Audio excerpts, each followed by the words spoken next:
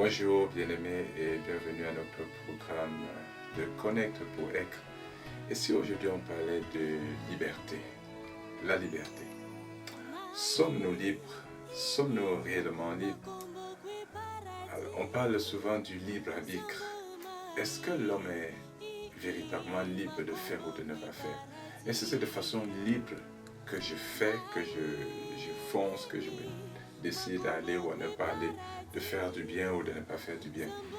Vous savez, une fois Jésus, vous pouvez le voir dans Luc 9, 55, Jésus dit aux disciples Jean et Jacques qui lui demandent s'il faut aller invoquer le feu du ciel sur la ville de Samarie parce qu'elle n'a pas voulu, les Samaritains n'ont pas voulu accueillir Jésus, ils ont refusé que le Seigneur passe par là.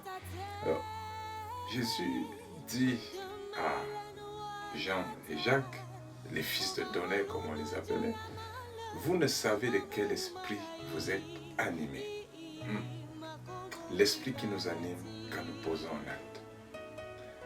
Parfois nous sommes animés par quelque chose de positif, parfois par quelque chose de négatif. Jésus dit, vous voulez qu'on invoque le feu sur la Samarie, sur les Samaritains, vous ne savez de quel esprit vous êtes animés. L'esprit qui nous anime, animé. Et le nom âme a justement cette racine d'animation, anima. C'est-à-dire qu'il y a dans nos actes quelque chose qui nous pousse à agir, qui peut venir de l'extérieur, comme ça peut venir je veux dire, qui peut venir du positif, comme ça peut venir du négatif. En fait, l'être de l'homme a été conçu de telle sorte que il soit mu, sinon galvanisé par le souffle de Dieu, par la volonté de Dieu, pour faire des choses qui sont selon la volonté de Dieu.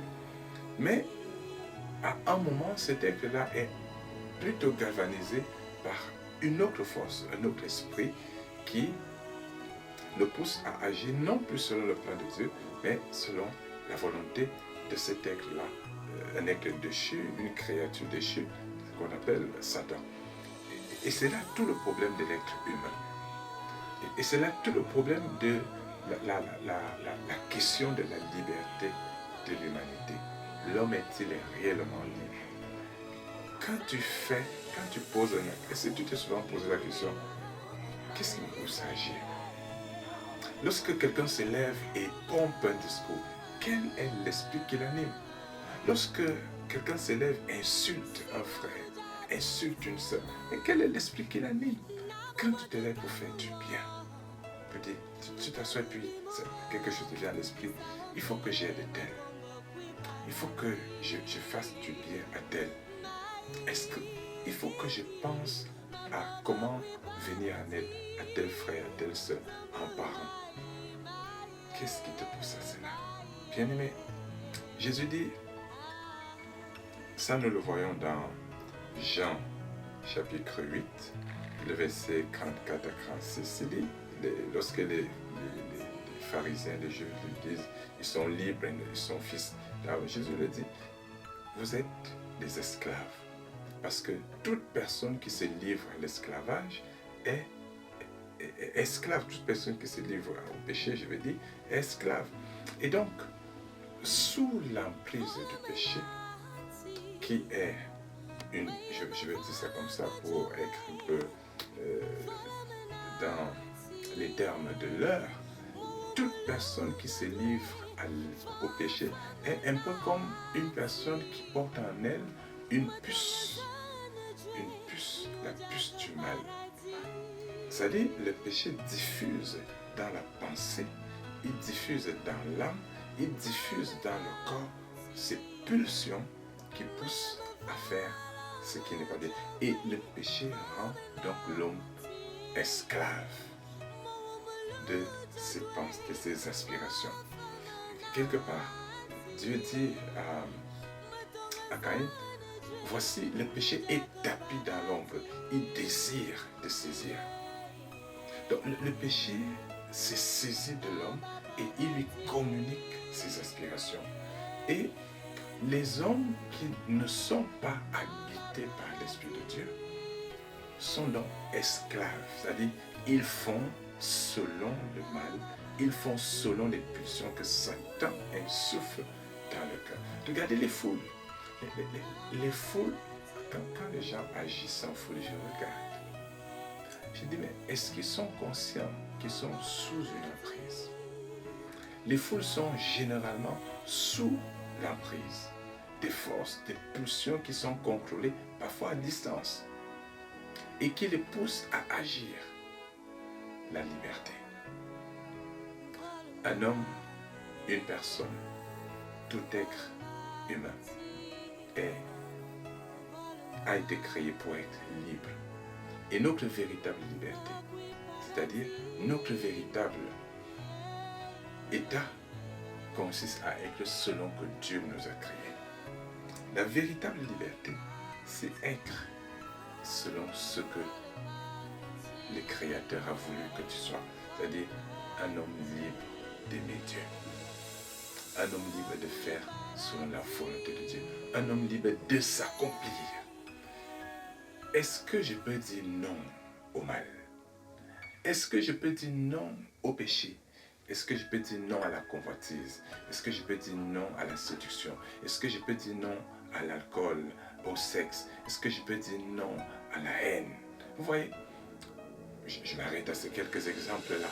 Si je ne peux pas dire non, alors je dois considérer que je suis un esclave. Parce que l'esclave, c'est celui qui ne peut pas dire non, qui ne peut que se soumettre. Il n'a même pas la volonté. Il y a des gens, vous ferez tout pour les arracher à certaines choses. Et vous ne pourrez pas. C'est plus fort qu'eux. C'est l'esclavage. Regarde ta vie. Et tu verras si tu es libre ou si tu es captif. Jésus dit dans Jean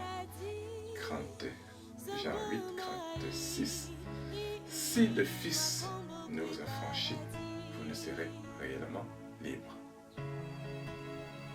Si le Fils ne vous a franchi, vous ne serez réellement libre. Notre liberté est en Christ. Ceux qui vivent, ceux qui rentrent dans la vie de Jésus, sont affranchis de l'emprise du mal, l'emprise du péché. Ils sont libres de dire non au mal. Ils sont libres de regarder le mal en face et de dire, je ne peux pas. Tu ne peux pas me soumettre. De regarder telle emprise, telle séduction, tel accret en face et dire, tu ne me soumettras pas. Je suis libre. Et celui qui est libre peut foncer, peut grandir, peut croître à l'image, au reflet du Christ. Jésus est venu pour nous rendre libres afin que nous croissions à son image et que nous remontions la pente pour devenir des êtres tels que Dieu nous a voulu au départ, c'est-à-dire des êtres spirituels, resplendissants, flamboyants, conquérants, prospérants à tous égards et soumettant tout parce que la liberté en Jésus-Christ nous met au-dessus de tout et nous donne l'autorité sur tout, sur la terre et dans l'univers. Je prie que le Seigneur te rende libre, qu'il te rende fort, qu'il te rende puissant par ta liberté en lui. Plus il veut dire tu vas grandir dans la liberté, c'est-à-dire en te délivrant de la chair et du monde et des choses semblables, plus tu vas grandir en puissance. Je reviendrai là-dessus. Et je prie que le Seigneur te bénisse, qu'il te fortifie et que sa grâce te suffise pour que tu sois un homme libre, fort, puissant, conquérant et prospère à tous égards. Alléluia. Amen.